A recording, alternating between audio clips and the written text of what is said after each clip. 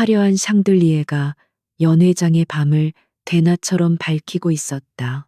진성그룹의 창립 기념 파티는 대한민국의 정재계를 움직이는 인물들로 가득 차 보이지 않는 권력과 야망이 공기 중에 짙게 배어 있었다. 명품 드레스와 값비싼 보석들이 서로의 가치를 겨루듯 반짝였지만 전략기획팀 한유진 팀장의 눈에는 그 모든 것이 공허한 껍데기에 불과했다. 그녀의 손에 들린 클러치 백 안에는 하얀 봉투 하나가 조용히 잠들어 있었다. 지난 몇 주간 수없이 고쳐 쓴 사직서였다. 그녀는 파티의 주인공이자 진성그룹의 젊은 총수인 강지훈 대표를 찾고 있었다. 10년 넘게 몸담았던 회사 청춘을 바쳐 일궈낸 자리였지만 더 이상은 버틸 수 없었다. 정의롭지 못한 일에 동조하면서까지 성공을 탐하는 것은 그녀의 방식이 아니었다. 박태석 부회장, 바로 강지훈 대표의 친삼촌이자 그룹의 실세인 그가 추진하는 미라클 시티 프로젝트는 온갖 비리와 부패로 얼룩져 있었다. 유진은 그 사실을 알고도 눈 감을 수 없었다. 연회장 중앙에서 강지훈 대표는 여러 인사들과 대화를 나누고 있었다. 그는 짙은 네이비색의 맞춤 정장을 입고 있었는데 흐트러짐 없는 모습과 차가운 표정은 주변의 아첨과 소음 속에서도 그를 섬처럼 고립시켜 보였다. 유진은 그에게 다가갈 타이밍을 재며 샴페인 잔을 입술로 가져갔다. 바로 그때 기름진 미소를 머금은 박태석 부회장이 지훈에게 다가가 어깨를 감쌌다. 두 사람 사이에는 화기애애한 분위기와는 전혀 다른 팽팽한 긴장감이 흘렀다. 박태석은 조카인 지훈을 대외적으로는 극진히 위하는 척했지만 그의 야심은 그룹 내에서 모르는 사람이 없었다. 그는 호시탐탐 지훈의 자리를 노리고 있었고 미라클 시티는 그 야망을 위한 가장 강력한 무기였다. 유진은 박태석의 위선적인 얼굴을 보며 속으로 결심을 다졌다. 오늘 밤 이 모든 것을 끝내야만 했다. 그녀는 강지훈 대표가 잠시 혼자가 된 틈을 타 그에게 조심스럽게 다가갔다. 대표님, 잠시 드릴 말씀이 있습니다. 그녀의 목소리는 파티의 소음 속에서도 놀랍도록 차분하고 명확했다. 강지훈은 무심한 듯한 눈길로 그녀를 내려다보았다. 그의 눈은 깊이를 알 수 없는 심연 같아서 유진은 잠시 호흡을 가다듬어야 했다. 그는 유진을 기억하고 있었다. 회의 석상에서 언제나 핵심을 꿰뚫는 날카로운 분석으로 그를 여러 번 놀라게 했던 유능한 팀장이었다. 한유진 팀장. 이런 자리에서 할 이야기는 아닌 것 같은데. 그의 목소리는 낮고 차가웠다. 그는 유진의 의도를 꿰뚫어 보는 듯했다. 하지만 유진은 물러서지 않았다. 그녀는 클러치 백에서 하얀 사직서 봉투를 꺼내려던 찰나였다.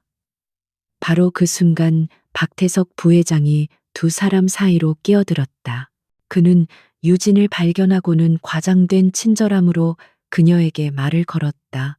오, 우리의 유능한 한 팀장 아니신가? 오늘 아주 아름답군. 우리 강 대표에게 무슨 할 말이라도 있었나?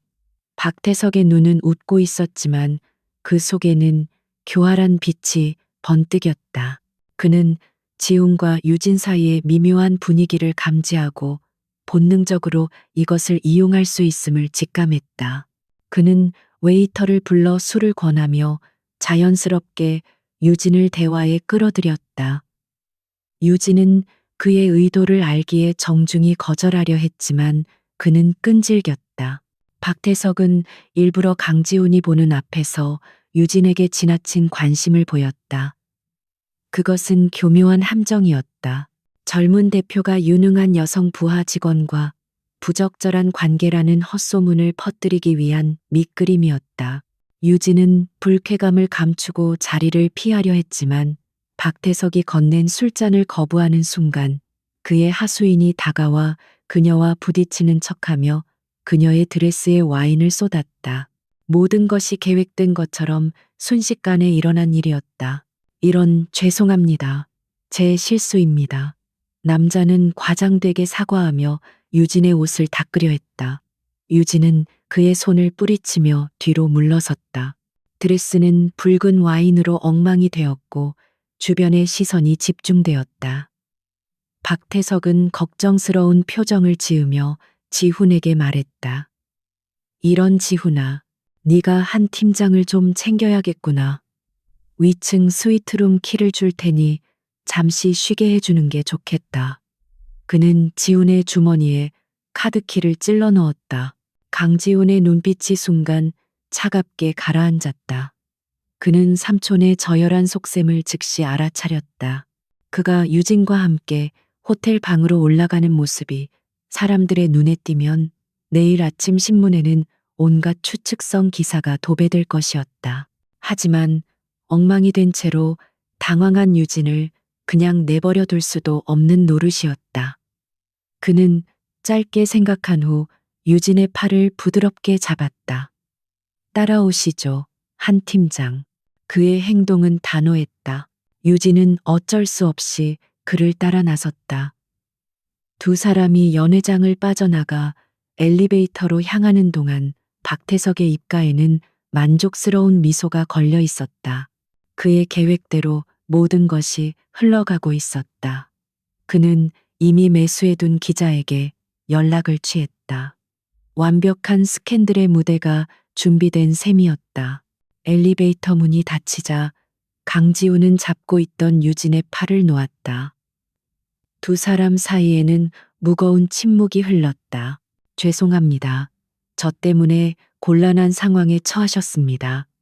유진이 먼저 침묵을 깼다.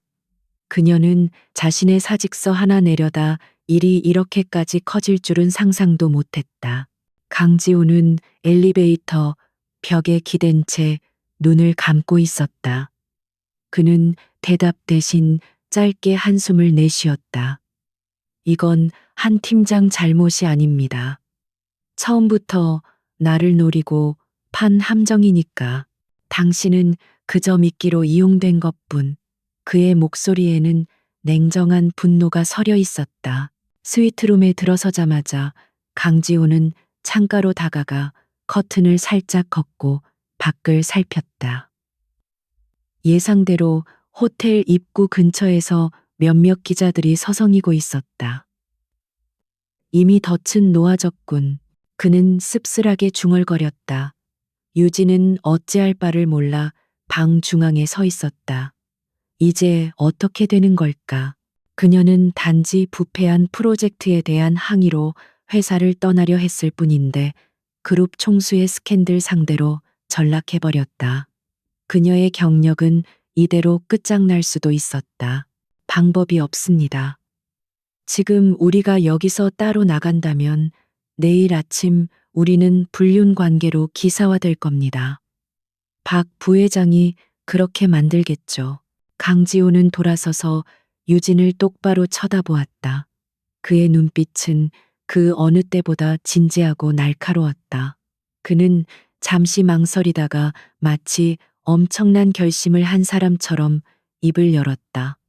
이 상황을 빠져나갈 방법은 단 하나뿐입니다.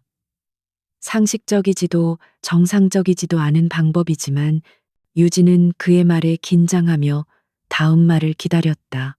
대체 무슨 방법이 있단 말인가? 강지우는 자신의 휴대폰을 꺼내 무언가를 빠르게 조작하기 시작했다. 우리가 불륜 관계가 아니라는 것을 증명해야 합니다. 연인 사이도 아니라는 것을. 그보다 훨씬 더 강력하고 누구도 의심할 수 없는 관계라는 것을 보여줘야만 이 함정에서 벗어날 수 있습니다. 그의 손가락이 멈추었다. 그는 휴대폰 화면을 유진에게 내밀었다. 화면에는 온라인 혼인신고 페이지가 띄워져 있었다. 유진은 자신의 눈을 의심했다. 그녀는 황당함에 말문이 막혀 그를 쳐다보았다. 지금 이게 무슨 말씀이십니까? 그녀의 목소리가 떨렸다. 강지우는 여전히 무표정한 얼굴로 말을 이었다.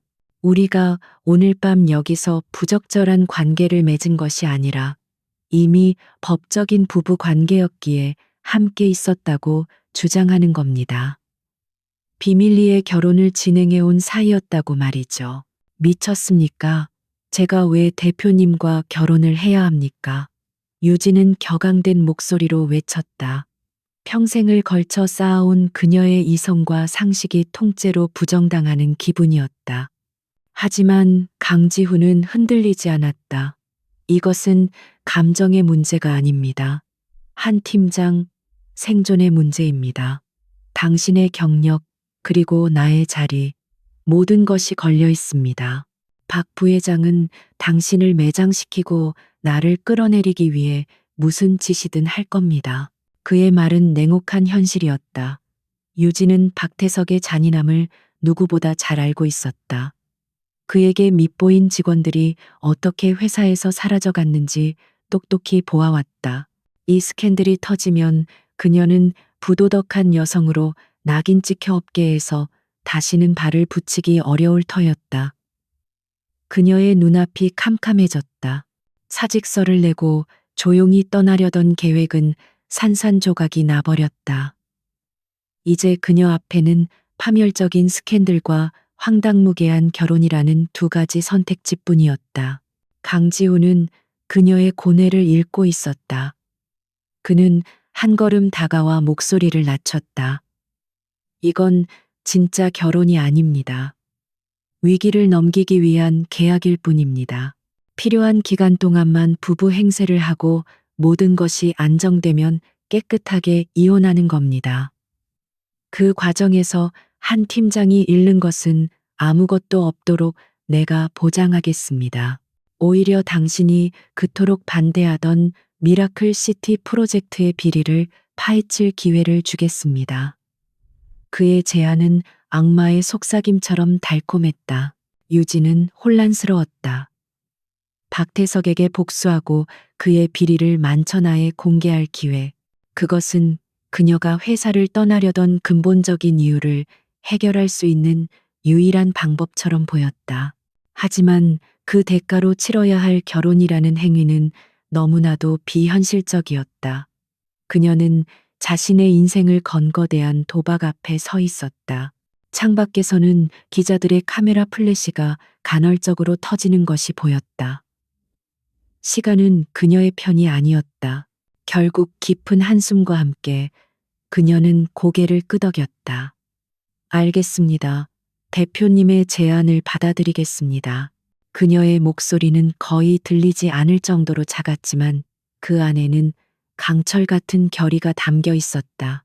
강지훈은 말없이 자신의 휴대폰으로 유진의 신상 정보를 입력하고 온라인 인증 절차를 진행했다.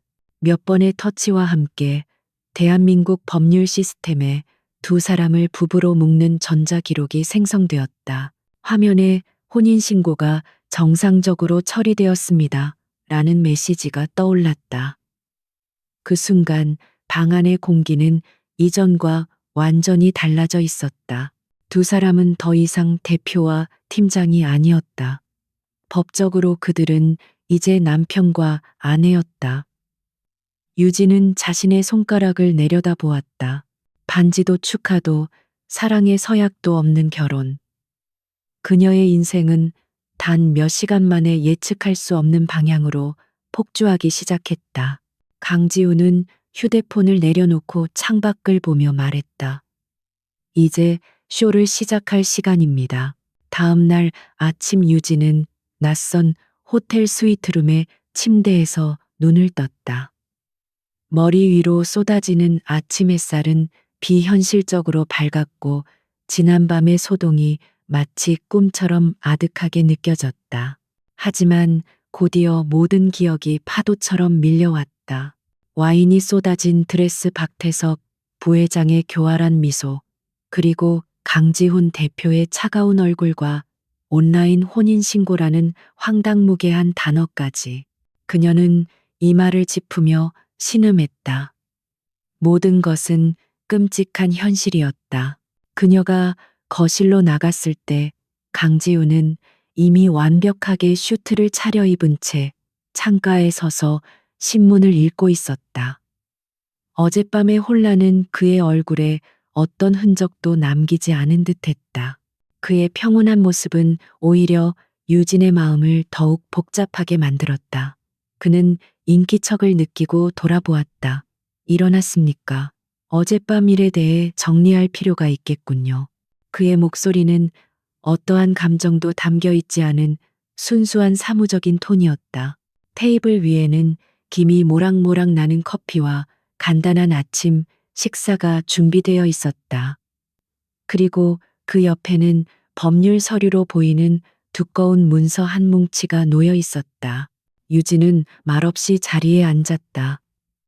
지금 그녀에게 필요한 것은 음식이나 커피가 아니라 이 말도 안 되는 상황에 대한 명확한 설명이었다.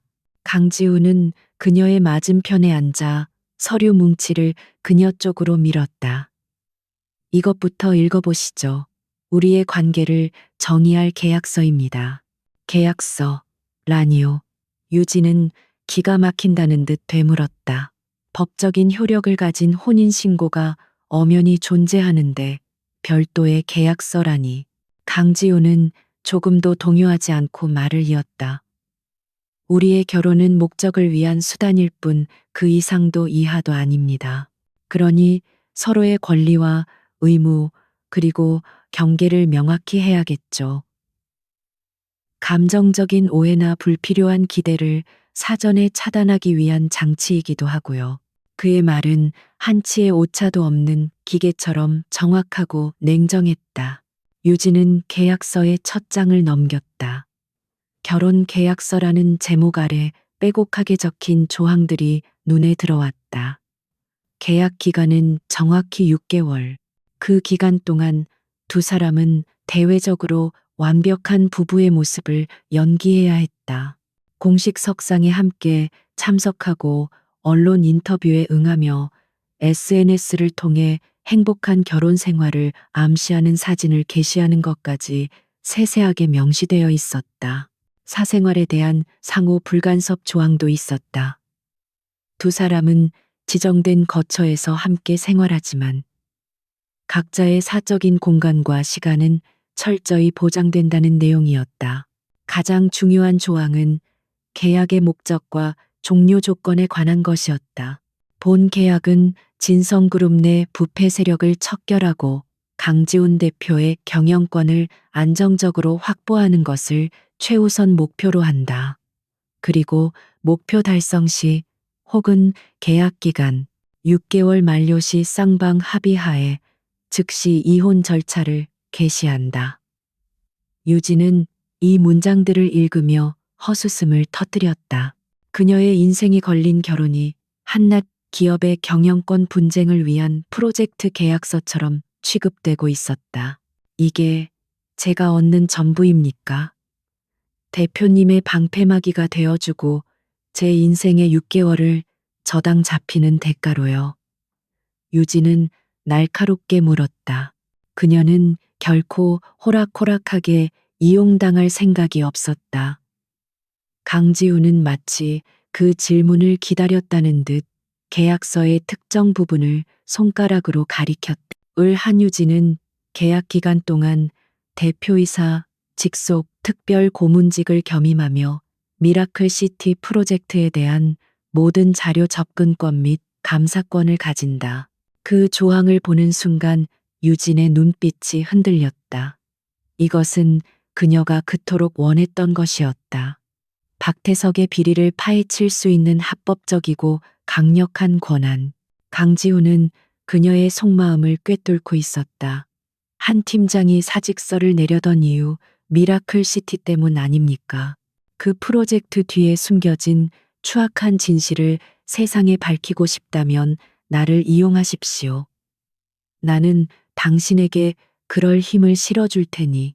이건 일방적인 희생이 아니라 각자의 목표를 위한 전략적 제휴입니다. 그의 제안은 거부할 수 없는 유혹이었다. 유진은 지난 몇 달간 박태석의 비리를 추적하며 느꼈던 무력감을 떠올렸다.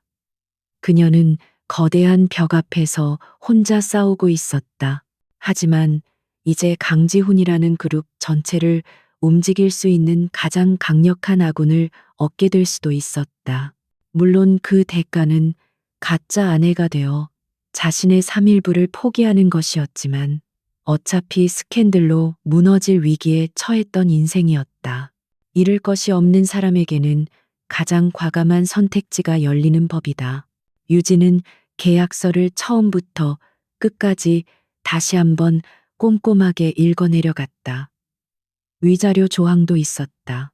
계약이 종료되면 강지훈은 유진에게 강남의 아파트 한 채와 지인숭 파요의 비상장 주식 일부를 지급하기로 되어 있었다.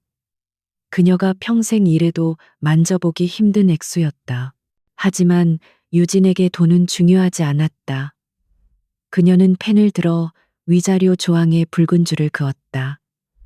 이건 필요 없습니다. 강지훈의 눈썹이 살짝 위로 올라갔다.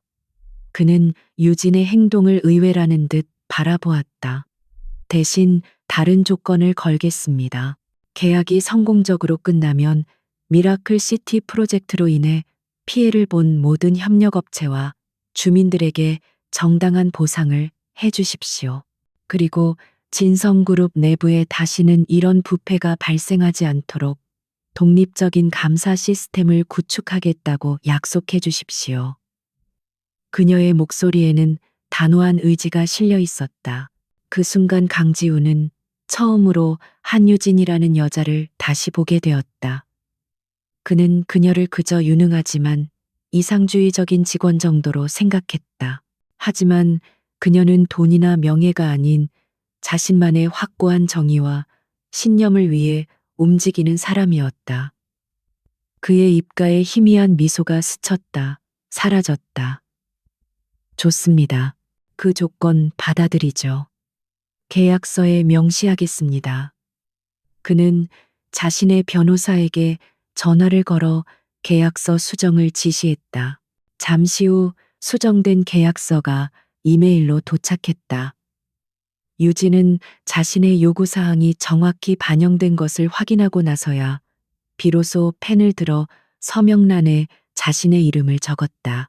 강지훈 역시 그 옆에 서명했다. 법적인 혼인신고서에 이어 두 사람의 이해관계를 묶는 또 하나의 문서가 완성되었다. 이제 그들은 단순한 법적 부부를 넘어 공동의 목표를 가진 비즈니스 파트너가 된 것이다. 이제부터 우리는 한 팀입니다. 한유진 씨. 강지훈이 내민 손을 유진은 말없이 맞잡았다. 그의 손은 생각보다 따뜻했지만 그들의 악수에는 조금의 온기도 없었다. 오직 차가운 전략과 계산만이 존재할 뿐이었다. 우리의 첫 번째 임무는 오늘 아침 박 부회장과 이사회를 완벽하게 속이는 겁니다. 어젯밤 우리가 호텔 방에서 무엇을 했는지에 대한 의심을 단번에 잠재워야 합니다. 그는 자리에서 일어나 옷매무새를 가다다듬었다. 잠시 후 내 개인 비서가 당신에게 필요한 옷과 물품들을 가져올 겁니다. 완벽한 강지훈의 아내로 변신해야 하니까. 그리고 오늘부터 당신의 공식 직함은 전략기획팀장이 아니라 진성그룹의 안주인입니다. 앞으로의 행동 하나하나가 우리 계획의 성패를 좌우할 거라는 걸 명심하십시오. 그의 말은 지시이자 경고였다. 유진은 조용히 고개를 끄덕였다. 그녀의 머릿속은 이미 앞으로의 계획을 세우기 시작했다.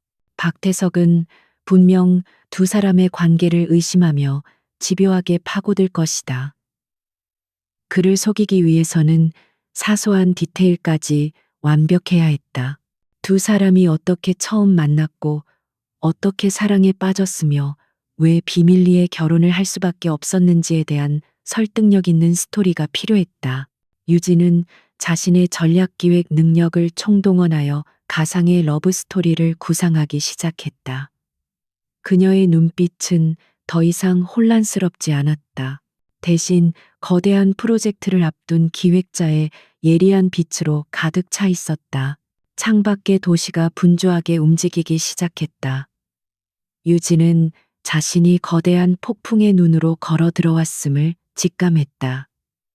지난밤 그녀는 모든 것을 버리고 떠나려 했다. 하지만 이제 그녀는 모든 것을 걸고 싸워야 할 이유를 찾았다.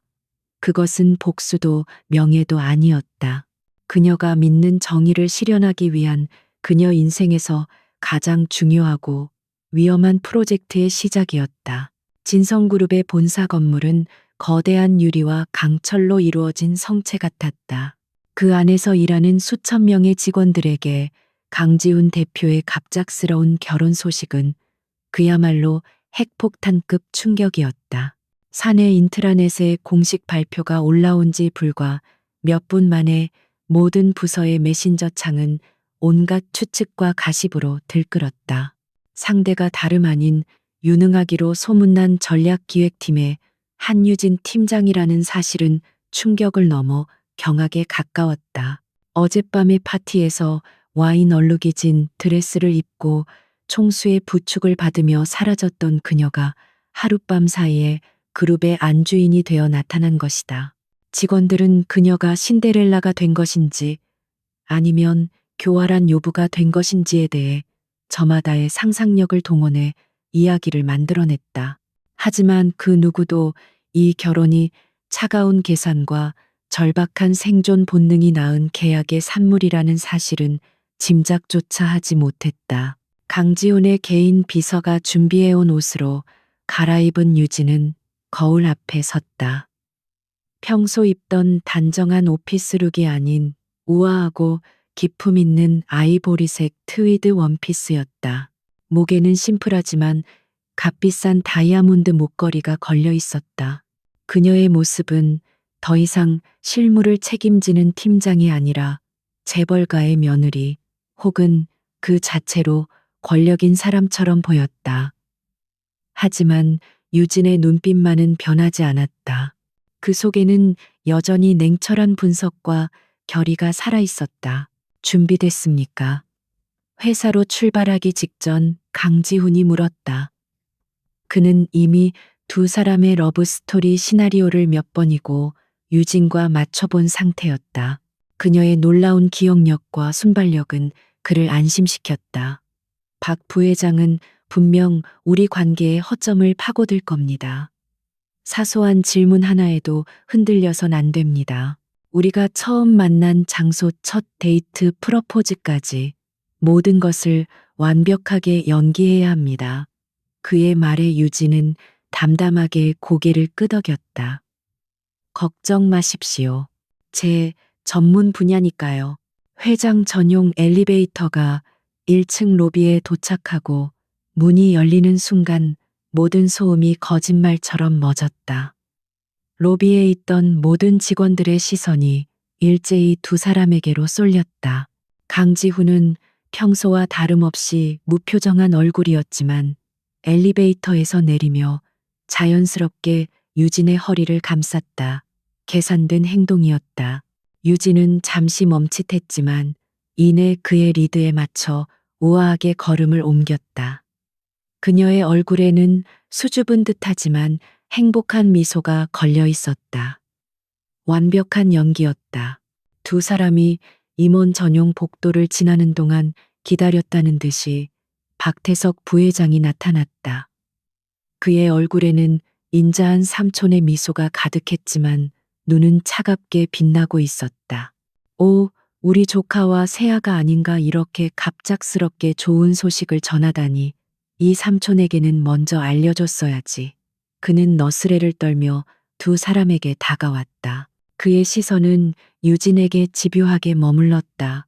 마치 그녀의 가면을 벗겨내려는 듯했다. 죄송합니다, 부회장님. 모든 것이 너무 갑작스럽게 진행되다 보니 경황이 없었습니다. 강지훈이 먼저 입을 열었다. 박태석은 그의 말을 듣는 둥 마는 둥 하며 유진에게로 고개를 돌렸다. 우리 한 팀장 아니 이제는 사모님이라고 불러야 하나. 어떻게 우리 까다로운 지훈이의 마음을 사로잡았는지 정말 궁금하군. 듣자 하니 두 사람 회사에서는 아주 사무적인 관계였다던데 그의 질문은 겉보기에는 호기심이었지만 속에는 날카로운 가시가 숨어 있었다. 유진은 당황하는 기색 없이 부드럽게 미소 지었다. 회사에서는 그랬을지도 모르죠. 하지만 우연한 기회에 회사 밖에서 대표님의 다른 모습을 보게 되었습니다. 일에 대한 열정뿐만 아니라 따뜻한 마음을 가지신 분이라는 걸 알게 된 후로는 제 마음을 숨길 수가 없더군요.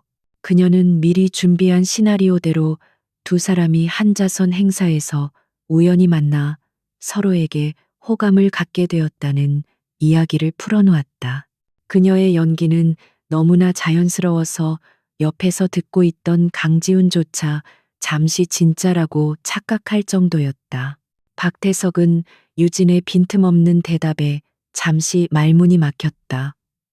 그는 그녀를 그저 운 좋게 대표의 눈에 든 평범한 직원이라고 생각했지만 눈앞의 여자는 전혀 다른 사람이었다.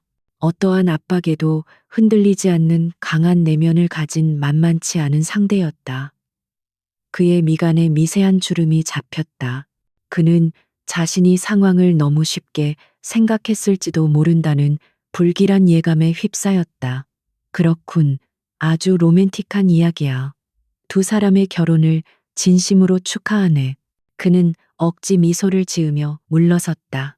진짜 전쟁은 이사회 회의실에서 시작되었다. 강지훈과 유진이 함께 회의실에 들어서자 12명의 이사들은 일제히 자리에서 일어났지만 그들의 표정은 제각각이었다. 특히 박태석의 라인으로 분류되는 이사들의 얼굴에는 노골적인 불만과 의심이 서려 있었다. 강지훈은 회의를 시작하며 자신의 결혼을 공식적으로 알렸다. 오늘 이 자리에 제 아내 한유진 여사와 함께 참석했습니다. 앞으로 유진 씨는 제 아내이자 진성그룹의 미래를 함께 고민할 동반자로서 저와 함께 할 것입니다. 그의 선언이 끝나자마 박태석의 최측근인 최만식 전무가 기다렸다는 듯이 입을 열었다. 대표님 축하드립니다. 하지만 이렇게 중요한 일을 이사회와 한마디 상의도 없이 진행하신 것은 유감입니다. 더군다나 상대가 우리 회사의 직원이라니 자칫 구설에 오를 수도 있는 민감한 사안 아닙니까?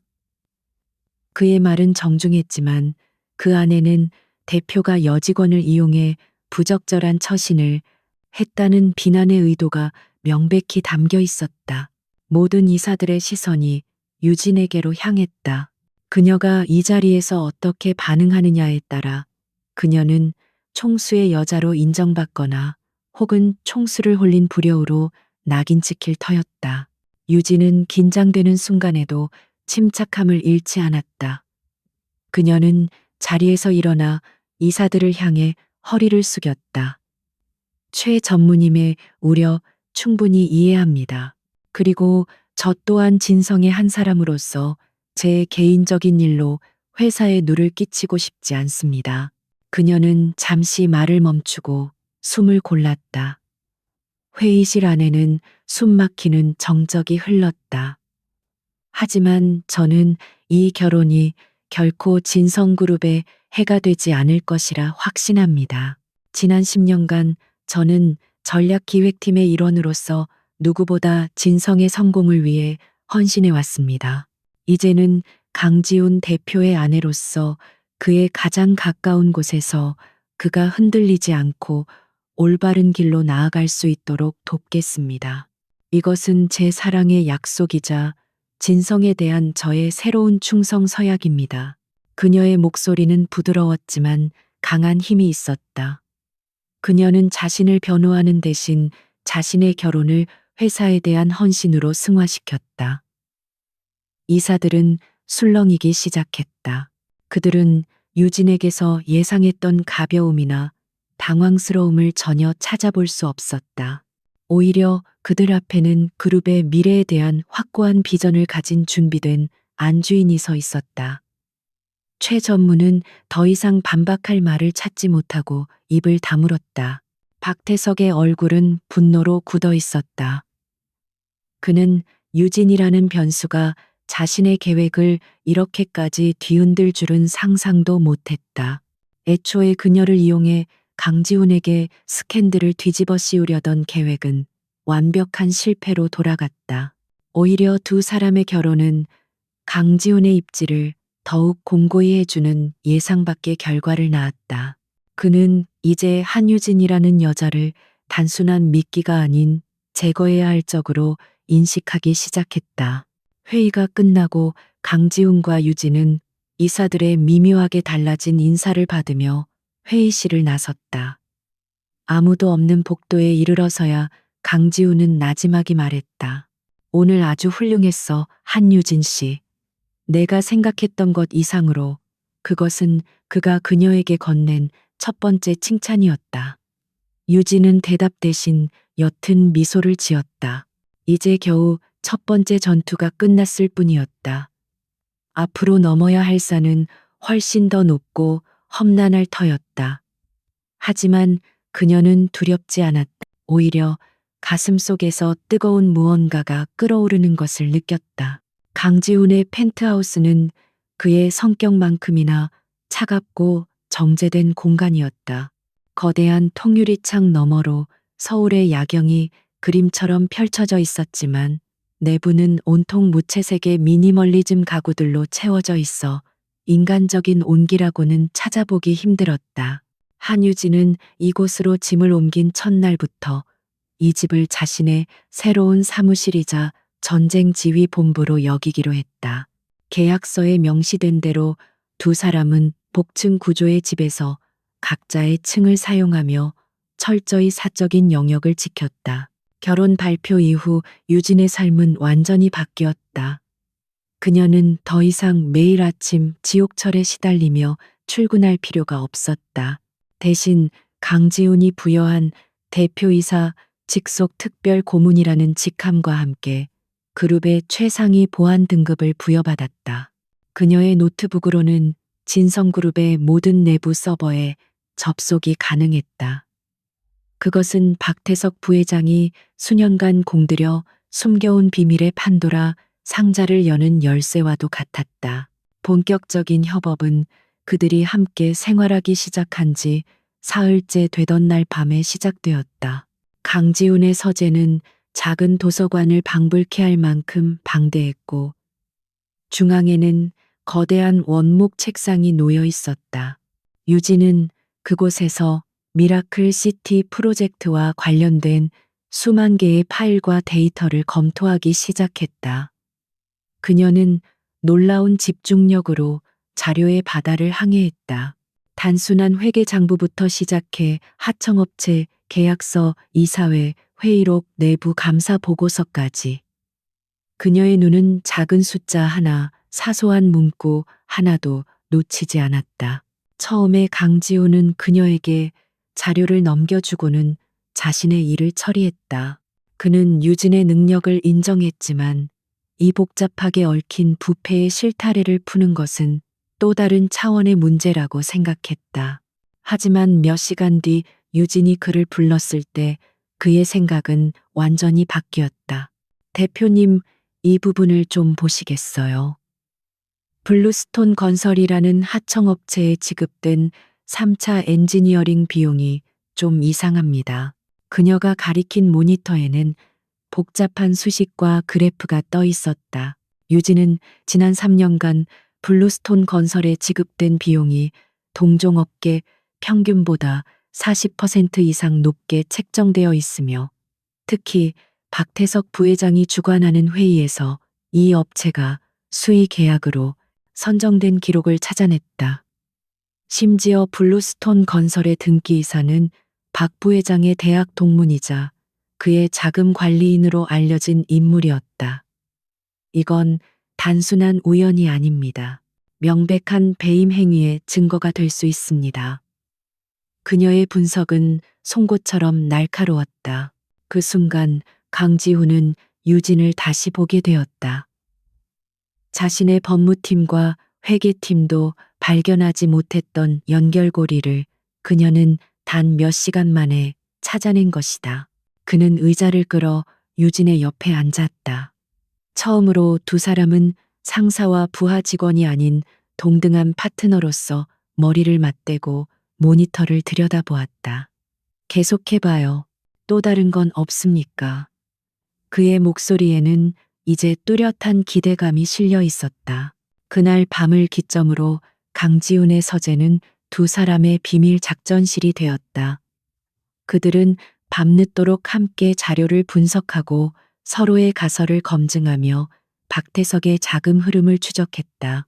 대화는 점점 길어졌고 때로는 격렬한 토론으로 이어지기도 했다. 유진은 강지훈이 겉보기와는 달리 돌아가신 아버지의 유산인 진성그룹을 지키기 위해 외로운 싸움을 벌이고 있다는 것을 알게 되었다.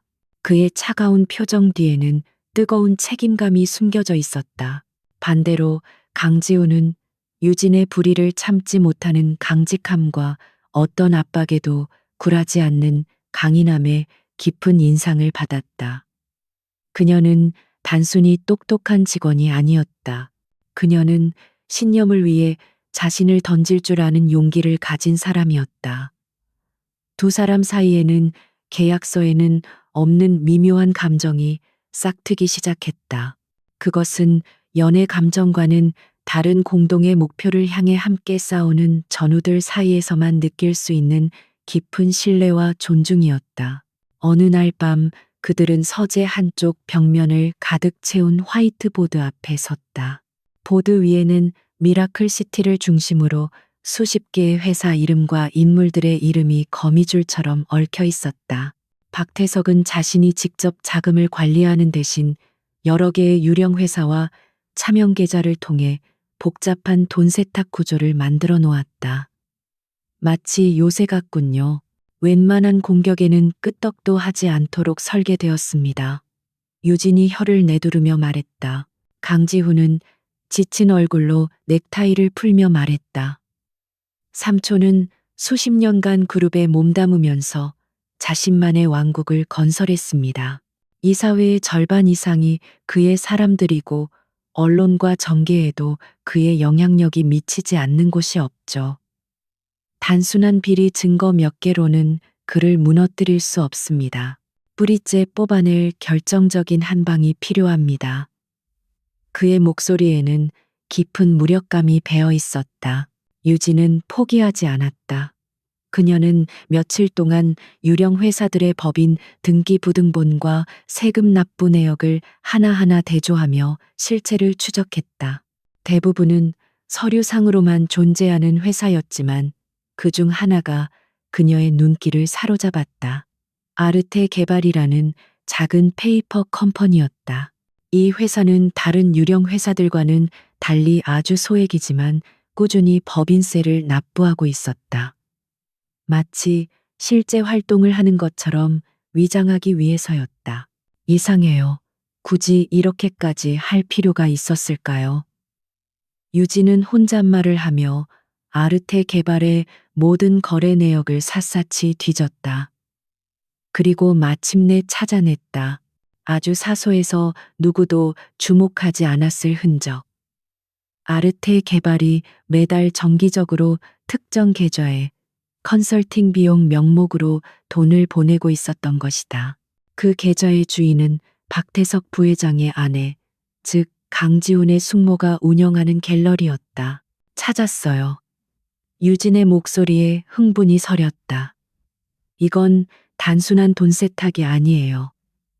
박 부회장이 조성한 비자금을 가족 계좌로 직접 옮긴 증거입니다.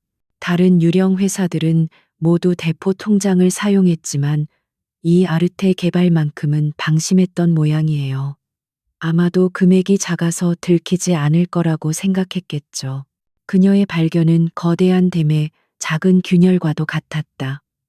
이제 그곳을 집중적으로 파고들면 댐 전체를 무너뜨릴 수도 있었다. 강지훈은 모니터에 떠 있는 증거 자료들을 보며 입을 다물지 못했다. 수년간 그를 괴롭혔던 거대한 유령의 실체에 다가갈 첫 번째 실마리를 바로 그의 계약 아내가 찾아낸 것이다. 그는 자리에서 일어나 유진의 어깨를 가볍게 두드렸다. 어떤 말도 하지 않았지만 그 행동 하나에 그의 모든 감정이 담겨 있었다. 고마움, 놀라움, 그리고 깊은 신뢰. 그 순간 두 사람의 눈이 마주쳤다. 서재의 희미한 조명 아래 그들은 서로에게서 비즈니스 파트너 이상의 의미를 발견하고 있었다. 그들은 더 이상 외롭지 않았다. 가장 신뢰할 수 있는 동지를 얻었기 때문이다. 가짜 결혼으로 시작된 그들의 관계는 이제 공동의 적을 무너뜨리기 위한 가장 강력한 동맹으로 변모하고 있었다. 그리고 그들의 조용한 반격은 이제 막 서막을 올리고 있었다. 박태석 부회장은 초조했다. 강지훈과 한유진의 결혼은 그가 예상했던 스캔들이나 약점이 되기는커녕 오히려 젊은 총수의 이미지를 안정시키고 대중의 호기심 어린 지지를 얻는 역효과를 낳았다. 이사회에서도 한유진의 당당한 태도에 기가 눌린 이사들이 하나둘 생겨나기 시작했다. 박태석은 본능적으로 위협을 느꼈다. 한유진이라는 존재가 자신의 계획에 있어 가장 예측 불가능하고 위험한 변수임을 깨달은 것이다.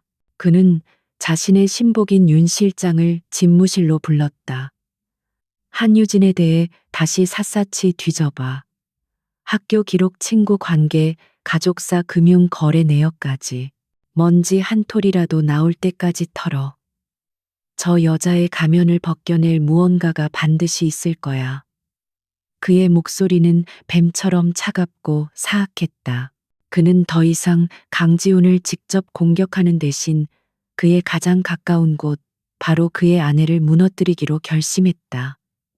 튼튼한 성벽이라도 가장 약한 고리부터 무너지는 법이니까. 윤 실장의 팀은 유령처럼 움직였다. 그들은 유진의 과거를 파헤치기 위해 합법과 불법의 경계를 넘나들었다.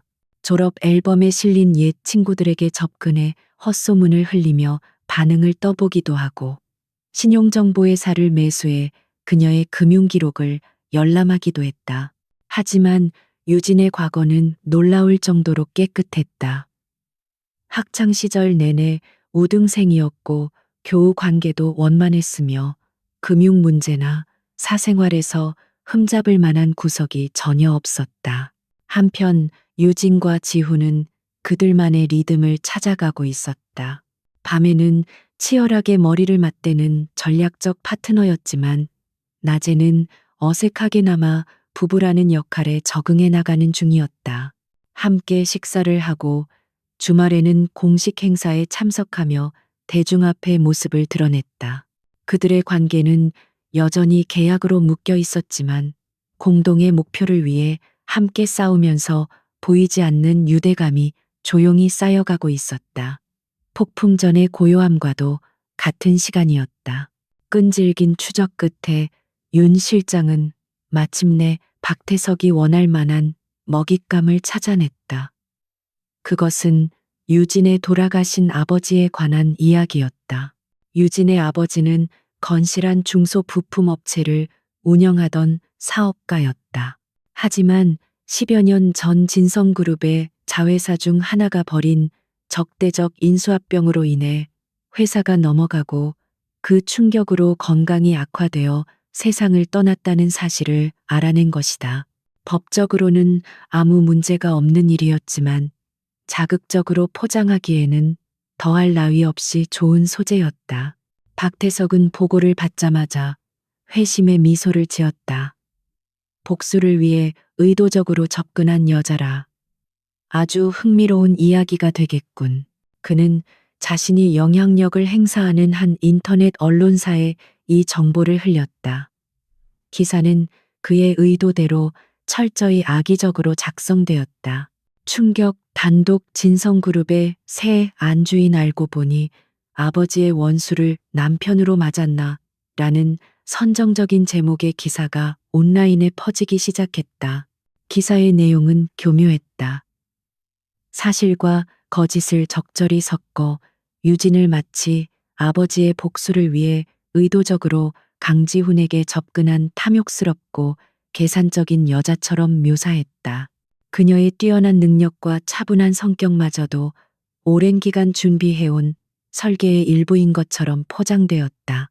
기사는 삽시간에 주요 포털 사이트에 메인 화면을 장식했고, 대중들은 기다렸다는 듯이 비난의 화살을 퍼붓기 시작했다. 그날 오후 유진은 외부 미팅을 마치고 돌아오는 길에 자신의 이름이 실시간 검색어 1위에 올라 있는 것을 발견했다. 그녀는 차 안에서 떨리는 손으로 기사를 읽어 내려갔다. 한 줄 한 줄 읽을 때마다 그녀의 얼굴은 창백하게 굳어갔다. 잊으려 노력했던 아버지의 마지막 모습, 가족들이 겪어야 했던 고통스러운 시간들이 다시금 생생하게 떠올랐다. 기사는 그녀의 가장 아픈 상처를 대중의 조롱거리로 만들어버렸다. 펜트하우스에 도착했을 때 그녀는 평소의 냉철하고 이성적인 모습을 완전히 잃어버린 상태였다.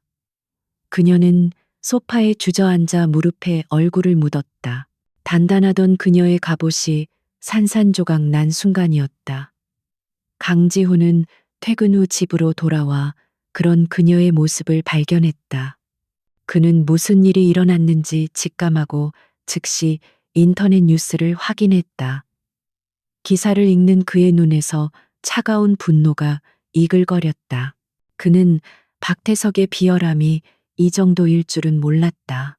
그는 유진에게 다가가려다 잠시 멈칫했다. 계약상으로 그는 그녀의 사생활에 관여할 의무가 없었다. 하지만 그는 망가진 모습으로 흐느끼는 그녀를 외면할 수 없었다. 이것은 더 이상 비즈니스가 아니었다. 자신의 싸움에 억울하게 휘말린 파트너에 대한 최소한의 도리이자 한 인간으로서의 양심의 문제였다. 그는 조용히 그녀의 옆에 앉아 가만히 어깨를 감싸 안았다. 위로의 말을 찾는 대신 그는 그저 묵묵히 그녀의 곁을 지켰다. 다음 날 아침 강지우는 비서실을 통해 긴급 기자회견을 소집했다. 진성그룹의 법무팀은 사실무근이라며 언론사의 정정 보도를 요청하고 법적 대응을 하겠다는 원론적인 입장을 발표했지만 그는 그것만으로는 부족하다고 판단했다. 이 문제는 법리 다툼이 아닌 여론전이었기 때문이다. 그는 이 불을 자신이 직접 정면으로 돌파해야 한다고 결심했다. 수많은 카메라 플래시가 터지는 기자회견장. 강지호는 굳은 표정으로 단상에 섰다. 어제 제 아내와 관련된 악의적인 보도에 대한 입장을 밝히기 위해 이 자리에 섰습니다. 그는 기사의 내용이 대부분 왜곡되고 과장된 허위 사실임을 분명히 밝혔다. 그리고 모두의 예상을 깨고 그는 유진의 아버지에 대한 이야기를 직접 꺼냈다. 제 아내의 아버님께서 과거 우리 진성의 자회사와 사업적으로 어려운 관계에 있었던 것은 사실입니다. 그리고 저는 그 사실을 아내와 교제하기 전부터 이미 알고 있었습니다. 기자들 사이에서 술렁임이 일었다. 강지훈은 말을 이었다. 저는 제가 사랑하는 여자의 아픔과 과거까지도 모두 끌어안고 싶었습니다. 그리고 그녀는 아버지의 불행을 복수의 도구로 삼을 만큼 나약한 사람이 아닙니다. 오히려 그녀는 그 아픔을 딛고 일어나 누구보다 강하고 정직하게 자신의 길을 걸어온 사람입니다. 그런 그녀의 고귀한 삶을 돈과 복수라는 저급한 단어로 모욕하는 것을 저는 결코 용납할 수 없습니다. 그의 목소리는 단호했고 그의 눈빛에는 아내를 지키려는 남편의 진심이 담겨 있었다. 우리의 결혼은 어떤 계산이나 복수심의 산물이 아닙니다. 서로의 상처를 보듬고 서로를 존중하며 함께 미래를 만들어가기로 한 사랑의 약속입니다. 이 시간 이후로 제 아내의 명예를 훼손하는 모든 언행에 대해 진성그룹이 가진 모든 힘을 동원하여 대응할 것임을 분명히 밝힙니다. 그는 말을 마치고 깊이 고개를 숙였다. 기자회견은 엄청난 파장을 불러일으켰다. 강지훈의 진정성 있는 모습은 대중의 마음을 움직였다. 여론은 급반전되었다. 유진은 순식간에 복수심에 불타는 악녀에서 총수의 지고지순한 사랑을 받는 비운의 여인으로 바뀌었다. 박태석의 공격은 완벽한 자충수가 되어버렸다. 그는 유진에게 상처를 입히는 데는 성공했지만 결과적으로 두 사람의 관계를 세상에 공인해주고 그들의 결속을 더욱 단단하게 만들어준 셈이 되었다. 그날 밤 펜트하우스로 돌아온 강지훈을 유진이 기다리고 있었다. 그녀의 눈은 붉게 충혈되어 있었지만 더 이상 울고 있지 않았다. 고맙습니다. 그녀는 진심을 담아 말했다. 저를 위해 그렇게까지 해주실 필요는 없었는데 강지훈은 대답 대신 그녀를 바라보았다. 계약서에는 없는 내용이었죠. 하지만 내 파트너가 부당하게 공격받는 것을 보고만 있을 수는 없었습니다. 두 사람 사이의 직업적인 경계선이 그날 밤 완전히 허물어지고 있었다. 강지훈의 기자회견 이후 두 사람을 둘러싼 외부의 소음은 거짓말처럼 잠잠해졌다. 박태석의 공격은 의도와는 정반대로 그들의 관계를 더욱 견고하게 포장해주는 결과를 낳았다. 하지만 펜트하우스 안 두 사람 사이에는 이전과 다른 종류의 어색하고 미묘한 기류가 흐르기 시작했다. 그들은 다시 예전처럼 밤늦게 서재에 마주 앉아 자료를 분석했지만 이제 그들의 침묵은 단순히 업무에 집중하기 때문만은 아니었다. 변화는 아주 사소한 것들에서부터 시작되었다. 강지훈은 무심코 유진을 쳐다보는 횟수가 늘었다. 그녀가 스탠드 불빛 아래에서 서류에 집중할 때 살짝 찌푸리는 미간, 어려운 문제를 해결했을 때 자신도 모르게 지어 보이는 옅은 미소 같은 것들이었다. 그는 밤늦게까지 일하는 그녀를 위해 따뜻한 차를 가져다 주거나 소파에서 깜빡 잠이 들었을 때 조용히 담요를 덮어주기도 했다. 계약서에는 없는 순전히 본능적인 행동이었다. 유진 역시 마찬가지였다. 그녀는 아침에 커피를 내릴 때 습관적으로 두 잔을 준비하고 있는 자신을 발견하고 놀라곤 했다. 강지훈이 좋아하는 원두의 종류와 물의 온도를 기억하고 있는 것은 물론이었다. 그의 지친 얼굴을 볼 때면 그녀는 자신도 모르게 그의 건강을 걱정하고 있었다. 이것은 전략적 파트너에 대한 배려를 넘어서는 감정이었다. 그녀는 애써 고개를 저으며 이것이 임무 완수를 위한 동지애일 뿐이라고 스스로를 타이르려 애썼다. 그들의 감정선에 결정적인 균열이 생긴 것은 돌아가신 강 회장의 기일이었다. 그날따라 강지훈은 유난히 예민하고 날카로웠다. 그는 하루 종일 서재에 틀어박혀 누구와도 대화하지 않았다. 평소와 다른 그의 모습에 유진은 조심스럽게 서재 문을 열었다. 그는 일을 하고 있는 것이 아니었다.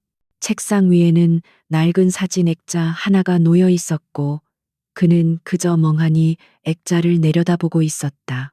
사진 속에는 지금보다 훨씬 젊고 부드러운 미소를 띤 강 회장과 앳된 얼굴의 소년 강지훈이 나란히 서서 낚싯대를 들고 있었다. 유진은 그 순간 깨달았다.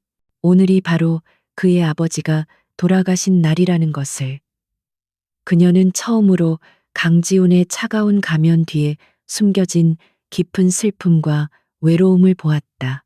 그는 진성그룹의 총수가 아니라 아버지를 그리워하는 한 명의 아들이었다. 유진은 조용히 안으로 들어가 그의 책상 위에 따뜻한 우유 한 잔을 내려놓았다. 어떤 위로의 말도 건네지 않았다. 그저 조용히 그의 곁에 서 있기만 했다. 한참의 침묵 끝에 강지훈이 먼저 입을 열었다. 그의 목소리는 평소와 달리 살짝 잠겨 있었다. 아버지는 저와는 정반대인 분이셨습니다. 따뜻하고 사람을 믿고 언제나 긍정적이셨죠. 삼촌을 박태석 부회장을 친형제 이상으로 믿고 의지하셨습니다. 그는 씁쓸하게 웃었다. 그런 아버지의 믿음을 배신하고 회사를 통째로 삼키려 드는 삼촌을 저는 도저히 용서할 수가 없습니다. 이건 단순히 경영권 다툼의 문제가 아닙니다. 아버지의 모든 것을 그분의 인생과 유산을 지키기 위한 싸움입니다. 그는 처음으로 유진 앞에서 자신의 가장 깊은 속내를 드러냈다. 그의 고백은 유진의 마음을 강하게 울렸다. 그녀는 그가 짊어진 책임감의 무게가 얼마나 무거운지 어렴풋이 짐작할 수 있었다. 그의 용기에 화답하듯 유진도 자신의 아버지에 대한 이야기를 꺼냈다. 저희 아버지도 늘 사람을 믿으셨어요. 성실하게 일하면 언젠가는 인정받는다고 입버릇처럼 말씀하셨죠. 진성의 회사를 빼앗겼을 때도 누군가를 원망하기보다는 자신의 부족함을 탓하셨습니다. 그녀의 목소리는 담담했지만 그 안에는 깊은 그리움이 배어 있었다. 대표님과 마찬가지로 저도 아버지를 위해 싸우고 있는 건지도 모릅니다. 아버지가 믿었던 정의가 틀리지 않았다는 걸 증명하고 싶어서요. 그날 밤 두 사람은 비즈니스 파트너가 아닌 같은 아픔을 공유한 두 인간으로서 서로를 마주 보았다. 그들의 대화는 거창한 전략이나 계획이 아니었다. 서로의 상처를 조심스럽게 어루만지고 서로의 슬픔에 조용히 공감하는 시간이었다. 그들은 서로에게서 자신과 닮은 외로움의 그림자를 발견했다.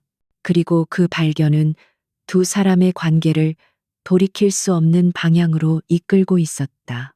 그날 이후 그들 사이의 물리적, 심리적 거리는 급격히 가까워졌다. 함께 서류를 검토하다가 손끝이 스쳤을 때 두 사람은 마치 전기에 감전된 것처럼 동시에 몸을 움츠렸다. 좁은 서재에서 비켜서다가 의도치 않게 서로의 숨결이 느껴질 만큼 가까워졌을 때 심장이 쿵 하고 내려앉는 것을 느꼈다. 그들은 애써 태어난 척했지만 빨개진 얼굴과 흔들리는 눈빛까지는 숨길 수 없었다. 혼란스러운 것은 두 사람 모두 마찬가지였다. 강지우는 평생을 감정을 통제하며 살아왔다. 그에게 감정은 비즈니스에 방해가 되는 불필요한 요소일 뿐이었다. 하지만 그는 이제 한유진이라는 존재가 자신의 통제권을 벗어나 마음속으로 깊이 들어오고 있음을 느끼고 있었다. 계약 기간인 6개월이 끝나면 과연 자신은 그녀를 깨끗하게 놓아줄 수 있을까? 그는 처음으로 자신의 계획에 없던 변수에 대해 고뇌하기 시작했다. 유진의 혼란은 더욱 컸다. 그녀는 정의를 실현하겠다는 뚜렷한 목표를 가지고 이 계약에 뛰어들었다. 강지훈은 그 목표를 위한 가장 효율적인 파트너일 뿐이었다. 하지만 이제 그녀의 마음은 자꾸만 다른 곳으로 향했다. 그의 지친 모습을 보면 안쓰러웠고 그가 웃는 모습을 보면 자신도 모르게 따라 웃고 있었다. 박태석을 향한 분노와 정의감 속에 강지훈이라는 남자를 향한 알 수 없는 연민과 관심이 뒤섞여 버렸다. 어느 늦은 밤 그들은 또다시 서재의 화이트보드 앞에 서 있었다. 박태석의 자금 흐름도를 분석하던 중이었다. 하지만 그들의 시선은 보드가 아닌 서로에게로 향하고 있었다. 침묵이 흘렀다. 이전과는 전혀 다른 무겁고도 간절한 침묵이었다. 강지훈이 천천히 손을 들어 그녀의 뺨으로 흘러내린 머리카락을 부드럽게 넘겨주었다. 그의 손길에 유진은 숨을 멈췄다. 두 사람의 얼굴이 서서히 가까워졌다. 계약도 복수도 이성도 모두 잊어버린 순간이었다. 그들의 가면이 완전히 깨어지고 숨겨왔던 진심이 수면 위로 떠오르려 하고 있었다. 강지훈의 손길이 닿았던 뺨이 불에 댄 듯 뜨거웠다. 한유진은 숨을 멈춘 채 그의 흔들리는 눈빛을 마주 보았다. 서재 안의 공기는 두 사람의 긴장된 호흡으로 가득 차 금방이라도 폭발할 것 같았다.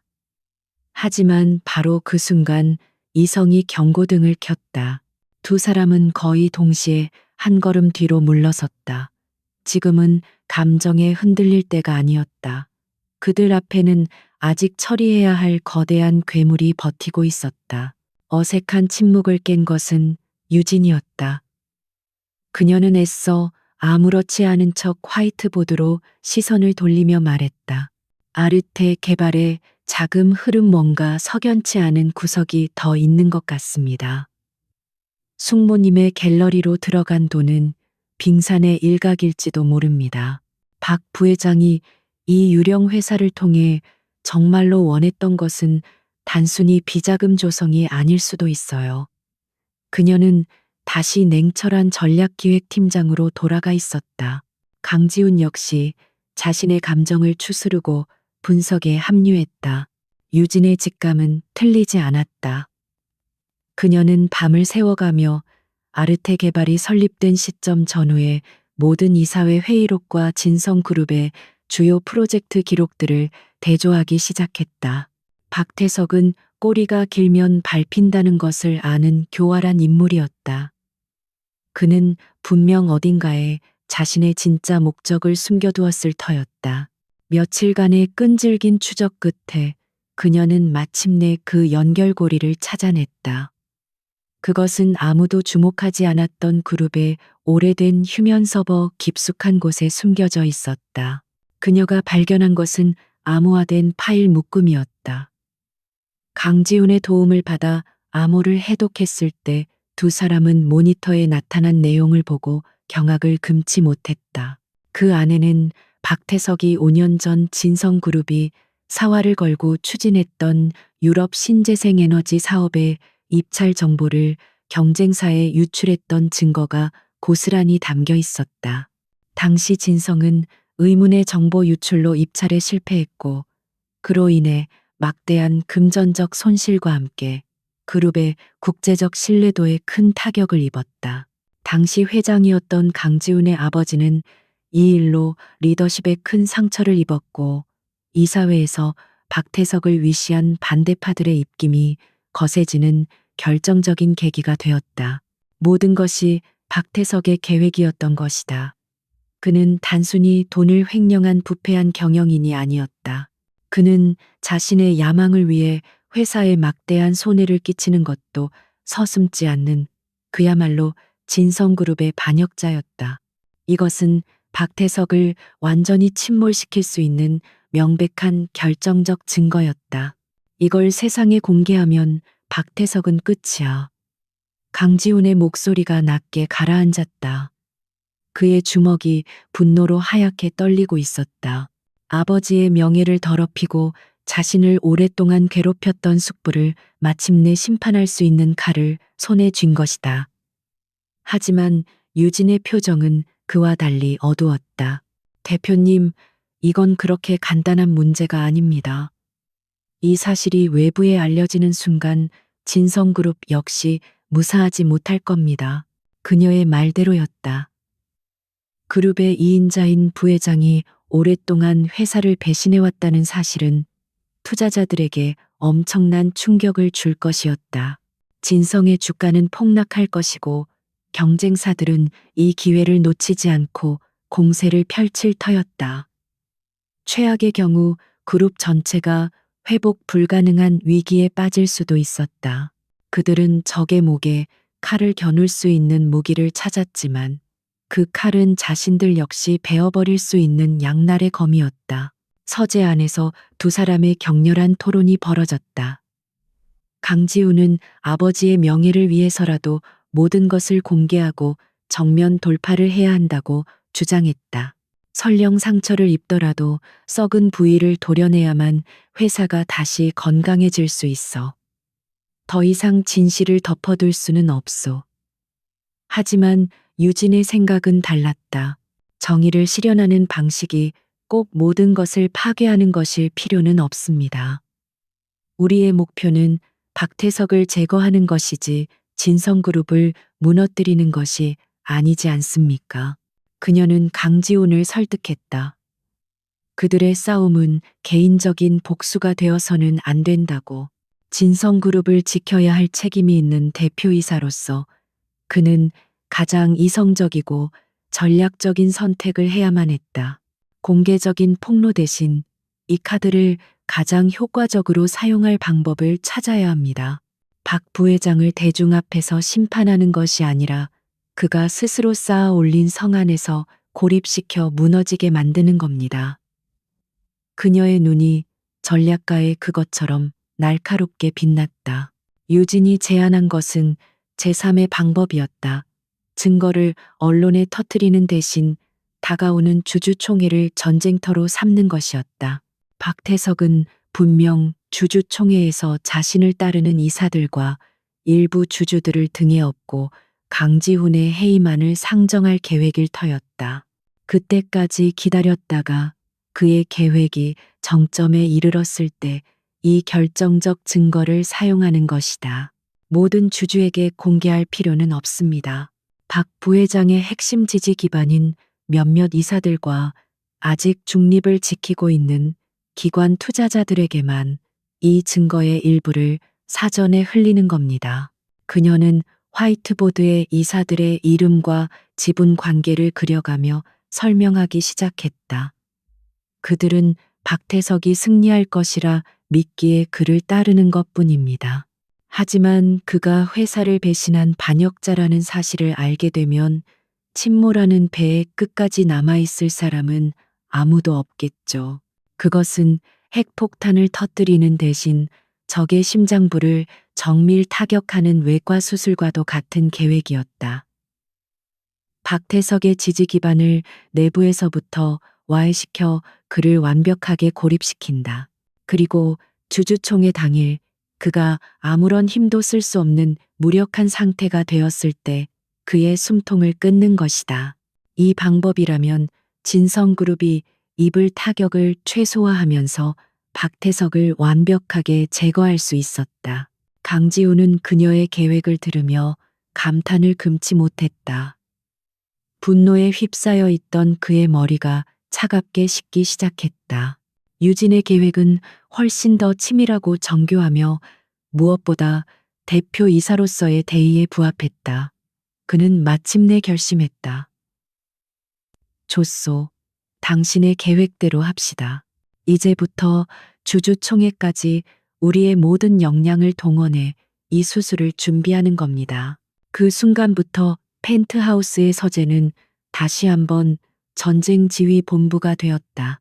두 사람은 증거 자료를 어떤 방식으로 가공하여 누구에게 어떤 순서로 전달할지 세부 계획을 짜기 시작했다. 또한 박태석이 역공을 펼칠 경우에 대비한 몇 가지 시나리오도 준비했다.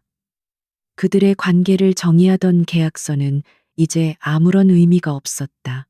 그들은 이제 생사와 회사의 명운을 함께하는 완벽한 운명 공동체였다. 이제 결전의 날은 얼마 남지 않았다. 진성그룹의 정기 주주총회가 일주일 앞으로 다가왔다. 강지훈의 펜트하우스는 24시간 불이 꺼지지 않는 전쟁 상황실과 같았다.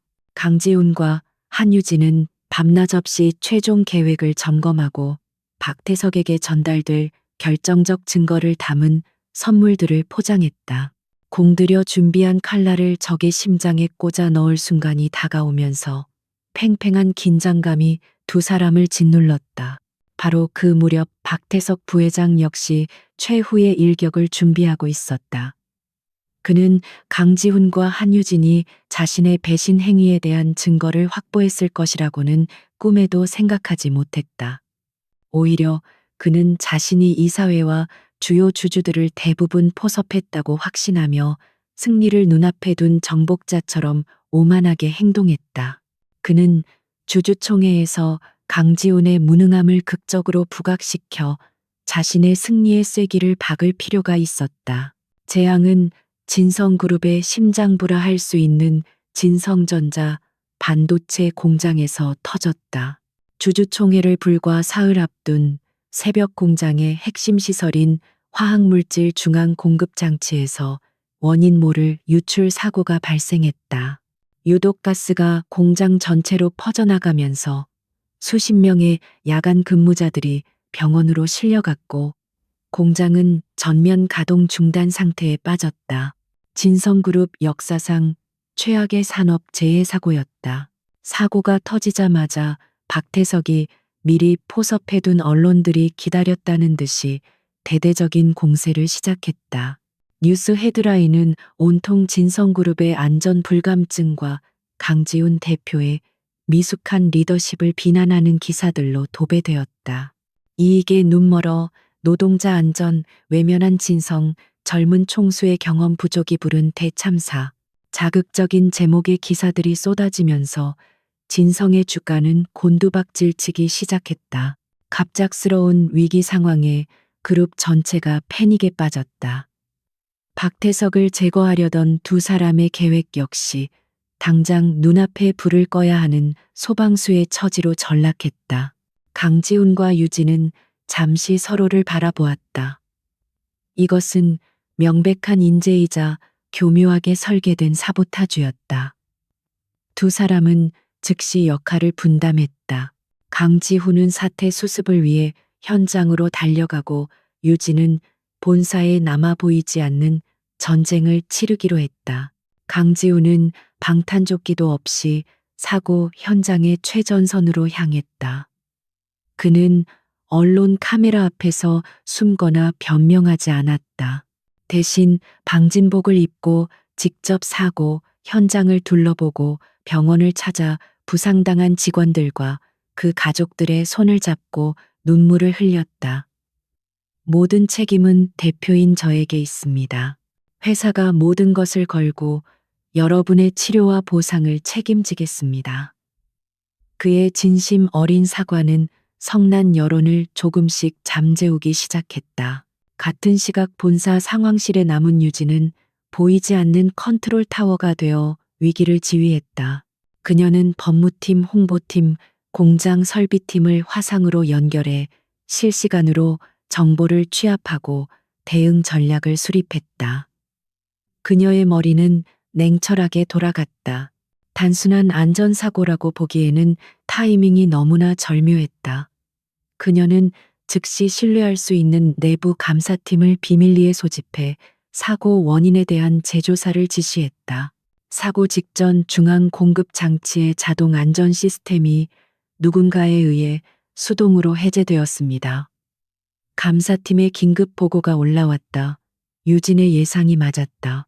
그녀는 즉시 그 시간대 공장에 출입한 모든 인원의 기록을 대조하기 시작했다. 그리고 마침내 한 명의 용의자를 찾아냈다. 사고 발생 한 달 전 입사한 설비 관리 직원. 그는 사고 직후 무단으로 결근하고 종적을 감춘 상태였다.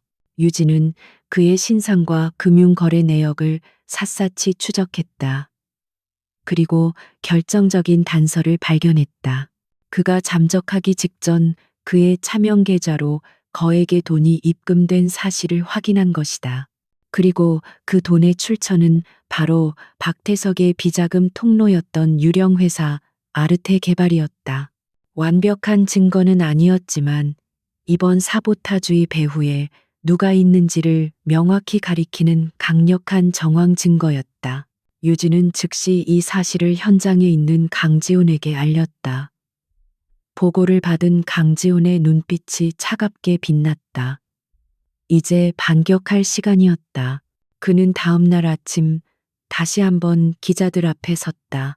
그는 회사의 잘못을 인정하고 사과하는 동시에 이번 사고가 단순 과실이 아닌 외부 세력의 의도적인 파괴 행위일 가능성이 높다는 내부 조사 결과를 발표했다. 그리고 그룹 차원의 안전 시스템을 전면 개혁하기 위한 대규모 투자 계획을 함께 공개했다. 강지훈의 발표는 위기를 기회로 바꾸는 신의 한 수였다.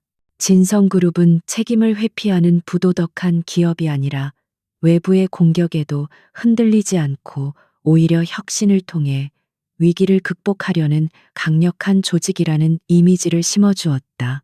주가는 다시 안정세로 돌아섰고 여론 역시 그에게 동정적인 방향으로 흐르기 시작했다. 박태석의 회심의 일격은 또다시 빗나간 셈이었다. 주주총회를 하루 앞둔 밤, 며칠간의 사투로 녹초가 된 강지훈과 유진은 펜트하우스 서재에서 마주 앉았다. 거대한 폭풍이 지나간 뒤 찾아온 고요함이었다. 고마워요. 당신이 아니었다면 이번 위기를 넘기지 못했을 겁니다. 강지훈이 진심을 담아 말했다. 유진은 희미하게 웃으며 대답했다. 우리는 파트너니까요. 그들의 눈빛에는 이전보다 훨씬 더 깊어진 신뢰와 동지애가 담겨 있었다. 이제 마지막 전투만이 남아 있었다. 그들은 밤새 준비해온 증거 자료들을 봉투에 담았다. 박태석의 배신과 이번 사보타주 시도를 암시하는 내용들이었다. 날이 밝으면 이 판도라의 상자들은 주주총회에 참석할 주요 이사들과 기관 투자자들에게 비밀리에 전달될 터였다. 가장 어두운 새벽이 지나고 있었다. 그리고 곧 길고 길었던 전쟁을 끝낼 아침이 밝아오고 있었다. 진성그룹의 주주총회장은 거대한 콜로세움을 방불케 했다.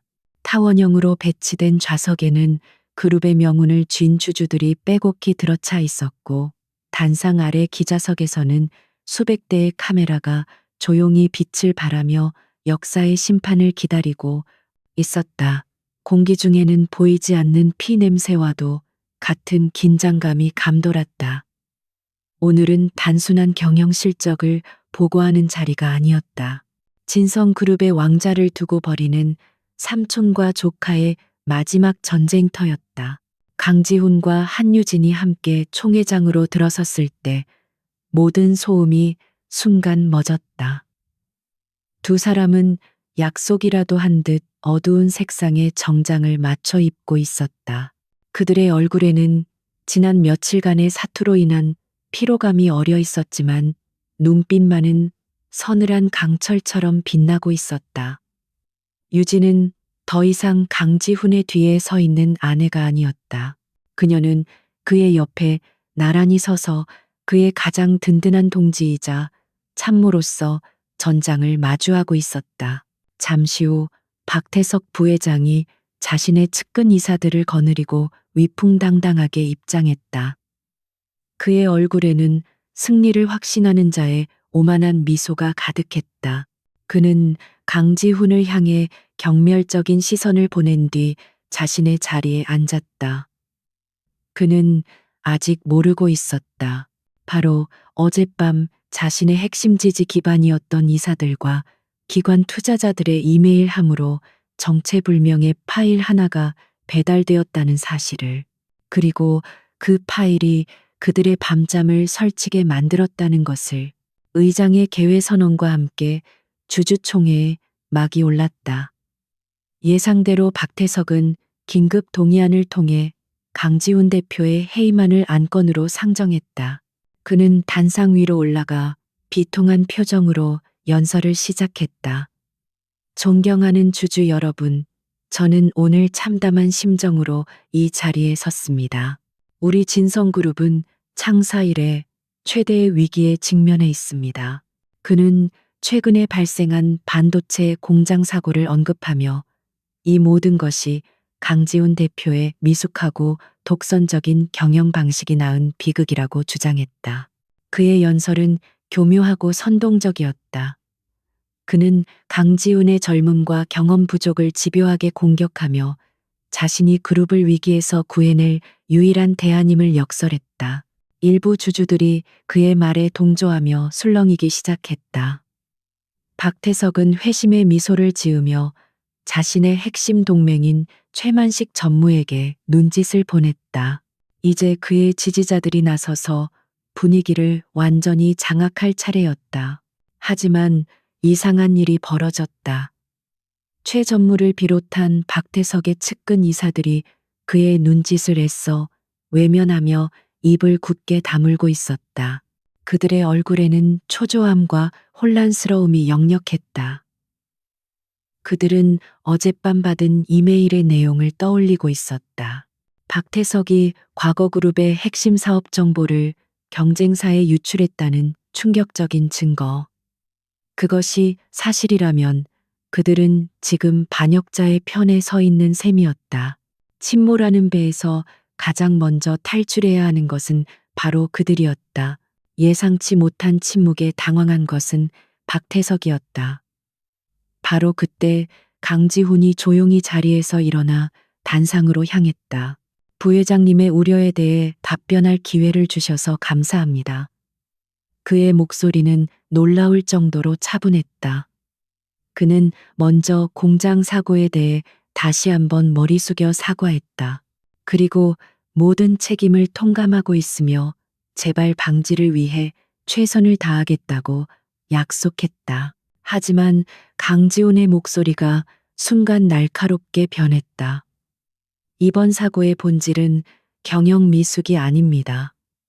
이 자리에 계신 박태석 부회장님께서 누구보다 잘 알고 계실 겁니다. 총 회장이 찬물을 끼얹은 듯 조용해졌다. 강지훈은 스크린을 향해 손짓했다. 거대한 화면에 어젯밤 유진이 찾아냈던 사고 직전 잠적한 직원의 차명 계좌 입금 내역이 나타났다. 그리고 그 돈의 출처로 아르테 개발이라는 이름이 선명하게 찍혀 있었다. 아르테 개발. 박태석 부회장님께서 비자금 조성을 위해 설립한 유령 회사 중 하나입니다. 이 회사를 통해 조성된 검은 돈이 공장 안전 시스템을 마비시킨 직원의 계좌로 흘러 들어갔습니다. 이것을 과연 우연이라고 할 수 있겠습니까? 박태석의 얼굴이 하얗게 질리기 시작했다. 거짓말이다. 저건 모두 조작된 자료야. 그가 고함을 쳤지만 주주들의 시선은 이미 싸늘하게 변해 있었다. 강지훈의 공격은 거기서 끝나지 않았다. 박 부회장님의 진성을 위한 우국 충정은 이번이 처음이 아닙니다. 화면이 바뀌었다. 5년 전 유럽 신재생에너지 사업 입찰 정보가 담긴 내부 기밀 문서와 그 문서가 박태석의 개인 이메일을 통해 경쟁사 임원에게 전달된 기록이 스크린을 가득 채웠다. 이것은 박태석의 측근 이사들조차 처음 보는 그야말로 결정적 증거였다. 총 회장은 거대한 충격에 휩싸였다. 그룹의 2인자가 수년간 회사를 배신해왔다는 사실을 그 누구도 믿을 수 없었다. 박태석은 완전히 이성을 잃고 단상으로 뛰어 올라가려 했다. 음모다. 저건 강지훈이 나를 몰아내기 위해 꾸민 음모야. 바로 그 순간 총 회장의 뒷문이 열리고 검찰 수사관들이 들이닥쳤다. 그들의 손에는 박태석 부회장에 대한 배임 및 산업기술 유출 혐의로 발부된 체포영장이 들려 있었다. 모든 것이 끝났다. 한유진이 사전에 익명의 제보 형식으로 검찰에 넘긴 자료들이 결정적인 역할을 한 것이다. 박태석은 수사관들에게 양팔을 붙들린 채 끌려나가면서도 강지훈을 향해 악에 바친 저주를 퍼부었다. 한때 그룹의 막강한 실세였던 그의 마지막 모습은 초라하기 그지없었다. 그가 평생 쌓아 올린 탐욕의 성이 그 자신의 오만함으로 인해 한순간에 무너져 내린 것이다. 모든 소동이 끝난 후 강지훈 대표의 해임안은 압도적인 반대 표결로 부결되었다. 대신 박태석 부회장의 모든 직위 해제와 그를 따랐던 측근 이사들에 대한 징계위원회, 회부 안건이 만장일치로 통과되었다. 길고 길었던 전쟁이 마침내 끝나는 순간이었다. 강지훈은 단상 위에서 주주들을 향해 깊이 고개를 숙였다. 오늘의 진성을 반면교사 삼아 더욱 투명하고 정의로운 기업으로 거듭날 것을 약속드립니다. 총회가 끝나고 강지훈과 유진은 텅 빈 총회장에 잠시 남아 있었다. 창밖으로는 저녁 노을이 붉게 물들고 있었다. 두 사람은 아무 말도 하지 않았지만 서로의 눈빛만으로도 모든 것을 알 수 있었다. 수많은 위기와 역경 속에서 그들은 마침내 함께 승리했다. 강지우는 유진을 향해 손을 내밀었다. 유진은 망설임 없이 그의 손을 잡았다. 두 사람의 손은 굳게 맞잡혀 있었다. 가짜 결혼으로 시작된 그들의 인연이 이제 진짜 운명이 되어 새로운 막을 올리고 있었다. 주주총회의 폭풍이 지나간 후 진성그룹에는 새로운 바람이 불기 시작했다. 강지훈은 더 이상 삼촌의 그늘에 가려진 젊은 총수가 아니었다. 그는 그룹의 미래를 책임질 강력하고 결단력 있는 리더로 굳건히 자리 잡았다. 박태석의 부패한 세력은 뿌리째 뽑혀나갔고 그 자리에는 유진이 제안했던 독립감사 시스템과 투명한 경영을 위한 새로운 제도들이 차곡차곡 채워졌다. 회사는 빠르게 안정을 되찾아갔다. 모든 것이 제자리를 찾아가는 듯했지만 강지훈의 펜트하우스 안에는 여전히 풀리지 않은 숙제 하나가 남아 있었다. 전쟁이 끝나자 두 사람을 묶어주었던 공동의 목표라는 끈끈한 명분이 사라져버렸다.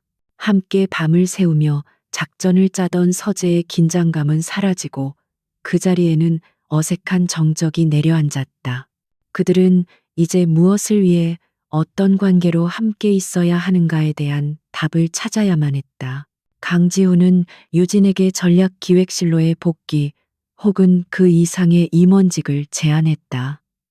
하지만 유진은 선뜻 대답하지 못했다. 그녀는 이제 단순히 유능한 실무자가 아니었다. 회사의 모든 사람들은 그녀를 대표의 아내로 인식하고 있었다. 그들의 개인적인 관계가 명확히 정리되지 않은 상태에서 그녀가 어떤 직책을 맡든 그것은 또 다른 오해와 구설의 씨앗이 될 뿐이었다. 결전의 날은 예고 없이 찾아왔다. 그날 저녁 강지훈은 와인 두 잔과 함께 서재 책상 서랍 깊숙한 곳에 넣어두었던 서류 한 장을 꺼내 테이블 위에 올려놓았다. 그것은 몇 달 전 이 모든 관계가 시작되었던 바로 그 결혼 계약서였다. 유진은 말없이 그의 맞은편에 앉았다. 마침내 올 것이 왔다고 그녀는 생각했다. 계약서에 따르면 그들의 계약은 이제 그 목적을 완수했다. 우리의 계약은 성공적으로 끝났습니다. 강지훈이 먼저 침묵을 깼다. 그의 목소리는 평소처럼 차분했지만 어딘가 미세하게 떨리고 있었다. 한유진 씨, 당신은 내게 단순한 파트너 이상이었습니다. 당신이 아니었다면 나는 이 싸움에서 결코 이길 수 없었을 겁니다. 당신은 내게 승리를 안겨주었고 나는 당신에게 약속했던 정의를 돌려주었습니다. 이제 이 계약을 끝내고 각자의 자리로 돌아갈 시간입니다. 그의 말은 계약서의 조항처럼 이성적이고 명료했다. 하지만 그의 눈빛은 전혀 그렇지 않았다. 그의 눈에는 깊은 고뇌와 망설임, 그리고 차마 말로 다하지 못하는 간절함이 담겨 있었다. 유진은 그의 눈을 피하지 않고 똑바로 마주 보았다. 그녀는 지난 몇 달간의 시간들을 조용히 되돌아보았다. 절망 속에서 내밀었던 손, 치열하게 함께 싸웠던 밤들, 그리고 자신을 지키기 위해 세상 앞에 섰던 그의 모습까지. 유진은 천천히 입을 열었다. 대표님은 이 계약에서 무엇을 얻으셨습니까? 경영권과 아버지의 명예를 되찾으셨죠. 그렇다면 저는 무엇을 얻었을까요? 제가 원했던 정의를 실현할 기회를 얻었습니다. 그녀는 잠시 말을 멈췄다. 하지만 제가 정말로 얻은 것은 그런 것들이 아니었습니다. 그녀는 테이블 위에 놓인 계약서를 향해 손을 뻗었다. 그리고 망설임 없이 그것을 반으로 쭉 찢어버렸다. 강지훈의 눈이 놀라움으로 커졌다.